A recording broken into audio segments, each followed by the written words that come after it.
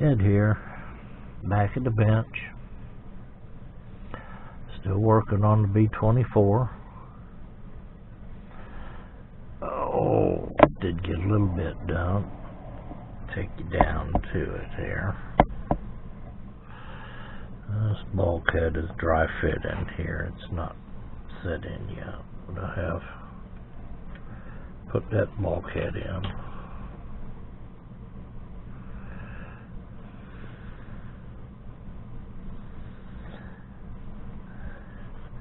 Got the ammo boxes up here for the waist gunners.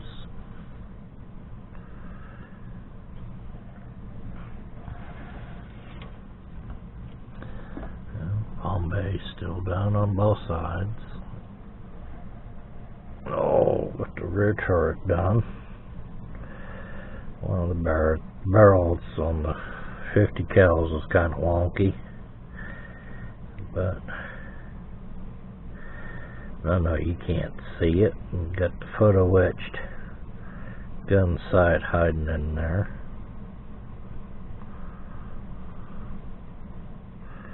Glare it right out. Yeah, there you go, guy. Oh, been working on the crew. Get up there. Working on the crew. And got his back half on. His back half on. This guy's still 4 pieces. Co-pilot's up here. Pilot's over here.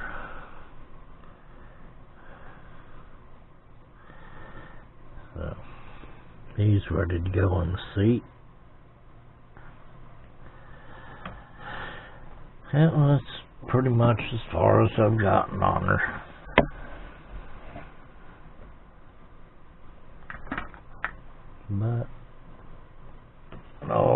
But still getting back to this wonderful article by Martin W. Bowman here in the Second World War magazine. See if we can pick up where I left off here.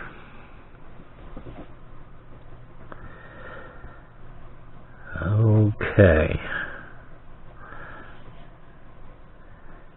Let's see, the long gaggle of pink-colored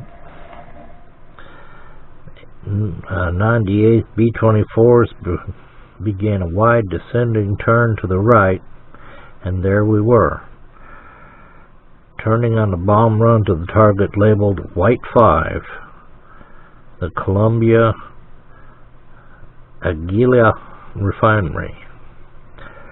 Colonel Leon Johnson and Bill Brandon and the Susie Q turned their 3-ship element inside the 98th, and altogether some 50 bombers began to drop rapidly to their assigned bombing altitudes, flying parallel to the railroad on our right, which led directly to our target. And there's the railroad on their right.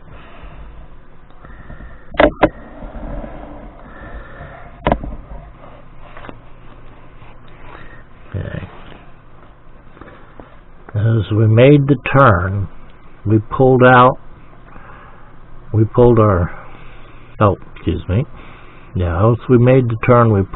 six-ship flight into position directly behind Susie Q, and the remaining 7 bombers fell in line behind us. The 16 44th bombers in all. The last element numbered 4 liberators instead of 3 because Bob Bilber in the spare B-24 refused to go home, and he stayed with us all the way. The remaining 21 bombers from our group, led by Colonel Jim Posey, split off at this point to attack the Brazzi refinery, blue target, 5 miles to the south of Polutsi. As we approached the target area, several B-24s were coming in straight for us from our left. But there was no time then to try to figure this one out. It was just one of several unexpected happenings that had to be expected. Later we learned that these were the liberators of the 93rd and the 376th. Some of these aircraft had unfortunately dropped their bombs a few minutes earlier on the very targets we were now rapidly approaching. As we raced toward Columbia, Augilia, leveling off at a bombing altitude of 250 feet, my eyes were glued on the Susie Q. Her target would be almost exactly in line with the spot where our own bombs were programmed to go. We were expected to place our load into a low-profile building some 210 feet wide and 600 foot long. We were edging toward the train, rolling side by side with us along the tracks to our right. It appeared to be exceptionally well equipped with anti-aircraft weapons of all calibers. By this time it seemed that almost all of our own 50 caliber machine guns were in action, and judging by the excited chatter on the intercom, they were directed toward the train. The sky was becoming unusually crowded with pink aircraft sliding in on us from our left. Perhaps no moment of the entire episode worried me more than did the chilling knowledge that we were suddenly sandwiched between two bombers, one directly above us and one below. I could not have lifted either wing during these few seconds without bringing sure destruction onto the three of us. Even now I can visualize the rivets of the bomber above us, which I could see all too clearly. I could occasionally glimpse the bomber below, but could only concern myself with the one above. Miraculously, both of our large neighbors slid away from us. We were now heading towards a point where the railroad disappeared into a great mass of smoke and flame, the Columbia Augilia refinery. It seemed to me that the bombers were converging toward one small area that was free of flame and explosions. And then the Susie Q disappeared into that smoke, and we were right behind. Below me in the nose section, I could hear DeVinny and Clifford frantically trying to pinpoint our target. Then we were in the smoke, and then out of it. If you've ever flown an airplane through a lone, fleecy white cloud, you will remember how suddenly you pop out on its far side. Just as abruptly, I pushed hard on the control column and headed for the ground. All in a split second, and I am sure our near spontaneous action saved our lives. Staring up with us were numerous shirtless anti-aircraft gunners in gun emplacements with long black barrels pointing directly at us. We leveled and began to turn out to the right. It may be that skidding turn threw the gunners off, but whatever the reason, we escaped destruction. Unable to find our building in the smoke, augmented by smoke pots, flame, exploding tanks, and general confusion of that instant, our bombs were held too long. I can only hope that they fell in an area that contributed to the general destruction of our target complex. Few, if any, aircraft came off that target lower than we did. At least, at that moment, every Liberator I saw was above us. The abrupt pitch down from the 150-foot dislodged the gunners in the rear, but they were on their feet again in an instant. The B-24 had pulled straight up and then fell out of the sky. Two doll-like figures popped out of the waist windows, barely 200 or 300 foot above the ground. I learned that they actually survived that fantastic jump between 20 to 50 FW-190s, BF-109s, ME-110s, and JU-88s attacked the formation, causing death and destruction. Buzz and Bear took a hit, but carried on. Cameron recalls, "We saw fighters overshoot us on their pursuit of the bombers ahead, but what could accurately be described as a running fight. We were flying at about 100 feet now because I intended to pull into close formation directly behind and under Colonel Johnson and Brandon to elude the fighters. If we could, we went back down below the level of the scattered treetops. We followed the terrain, once lifting slightly to rise up over a man plowing a field directly in our path. He never left his plow and acted as though American bombers flew directly over his fields every day. But as it turned out, the battle was over for us. But we learned later that the fighting went on for many of the other crews. Some were still being attacked by fighters after they had reached the Mediterranean. By now we had lost track of Henderson and Hill, who had taken a direct route from Malta. It was a long, lonely trip, but they made it. Ed Mitchell, who had been flying on the Susie Q's left wing, pulled off to land in Turkey. Warden Weaver, who was leading the flight behind in Little Abner, was hit very badly over the target and crashed about 40 miles away.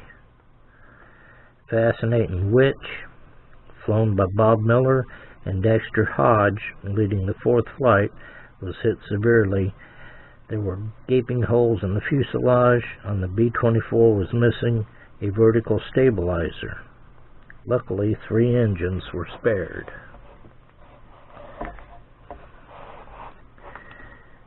Okay. Alright, turn to page 69. This is a wonderful magazine.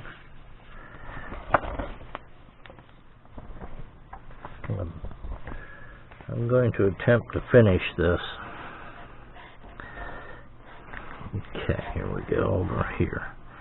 And they miraculously made it to Malta. Both of their wingmen were lost. Some distance away, Colonel Jim Posey had led the other half of the 44th 21 B-24s on a very accurate strike against Credital Mining Refinery at Brizai, but lost Elmer Reinhardt and a short distance from the target. Despite the losses of performance of Posey's formation, it was one of the few success stories. The greatest success, though, went to the 389th Bomb Group, Colonel Jack Wood and Major Kenneth Fearless Caldwell, who had some very anxious moments then when the formation turned down the wrong valley, but they pulled up and flew on for perhaps 3 to 4 minutes before turning to the right. The 389th started down towards the refinery, which was marked by a great pall of smoke, and split into 3 sections to hit the refinery from 3 different directions. Red Target was completely destroyed, but the success was marred by the loss of 4 liberators shot down. One, flown by Lieutenant Lloyd D. Hughes, suffered ruptured fuel tanks, but despite fuel streaming over the fuselage, he and his co-pilot Ronald H. Helder piloted the B-24 low over the blazing target and got their bombs away. Heat engulfed the bomber and flames licked at its fuselage as as the fuel ignited. Hugh's starboard wing dipped and plowed into the ground. Only 2 gunners survived, and the bombardier later died of his burns. Hughes was posthumously awarded the Medal of Honor. Another 389th pilot, Second Lieutenant James F. Garrett, who co-piloted Hitler's Hearse, flown by Captain Mooney of the 567th Squadron, recalls, as we started down and saw the target, Bob Mooney was all excited, and he said to me, "Here it is, with all those guns firing, or get those nose guns firing, Hank." We had 2 50 caliber guns specially mounted in the nose for shooting up the target a little, and mostly to demoralize the ground gunners. I had a toggle switch to fire them, and I flipped it a couple of times and heard them roar. We headed on down a long glide into the target. There was a lot of orange blips appearing from all around the target area. We looked down the barrels of the guns as they were firing at us.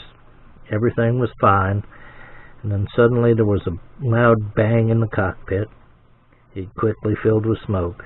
I flinched away and turned toward my side window. As the smoke cleared, there was a horrible roar from a hole in the windscreen. As I turned toward Mooney, he was leaning back away from the control wheel. His hands were off the wheel and just held in front of him. Blood was running down his face. He wasn't conscious anymore. We were still going down on the target in a shallow dive and maybe 200 feet or so off the ground. I quickly grabbed the wheel and held for the run for a few seconds, and I pulled up on the right side, and we were over the refinery structures a little to the right.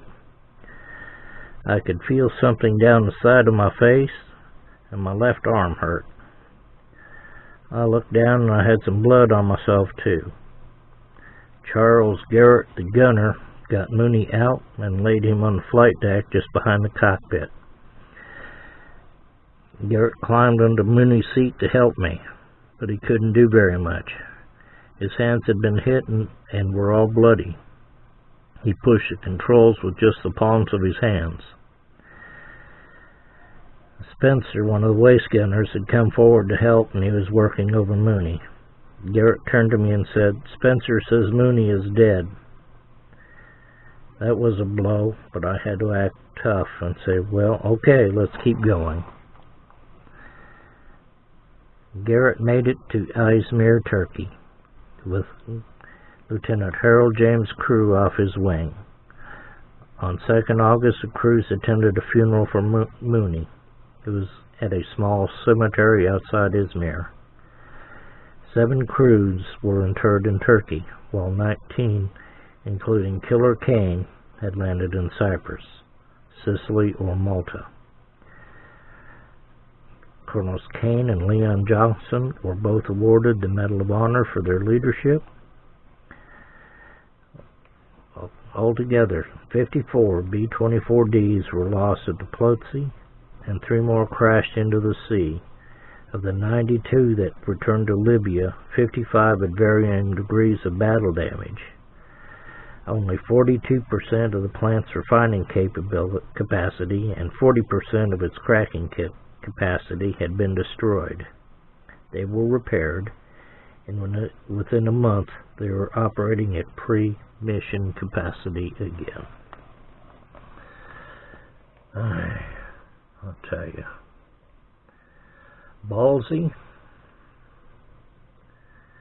Absolutely crazy to take a high altitude bomber and do it this way. But man, that's the end of this article.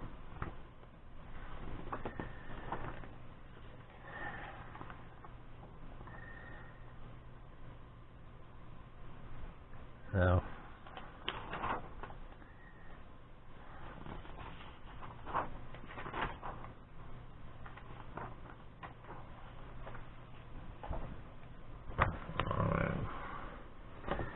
magazine itself has some fantastic articles in it.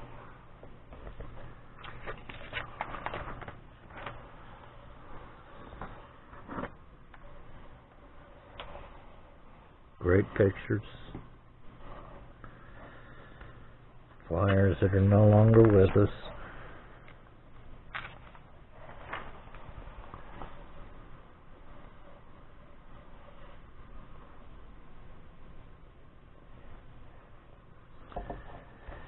Yep.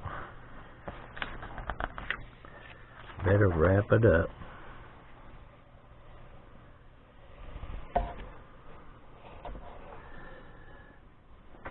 Oh, I do have this book scanned. You can email me. Go ahead and email me at edsgarage@gmail. I will get it. I've got it tied to my email account, or one of my email accounts. So that will get to me. So if you want a copy of the whole book, I've got it scanned in PDF form, and I can email it to you or send you the link, and you can download it. So thanks for putting up with this and me, my bad reading. I do appreciate each and every one of you. Even though I've not met you, I consider everyone my friends.